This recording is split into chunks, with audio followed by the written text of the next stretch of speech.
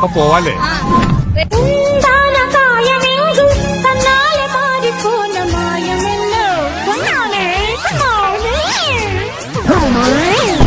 It was at this moment that he knew he fucked up. രണ്ടു ഓലക്കീറോ വെള്ള തുണി എടുത്തോളൂ. അയ്യോ എന്റെ ഒരു കൈ എവിടെയാണ്? അത് ഞാനാണല്ലോ.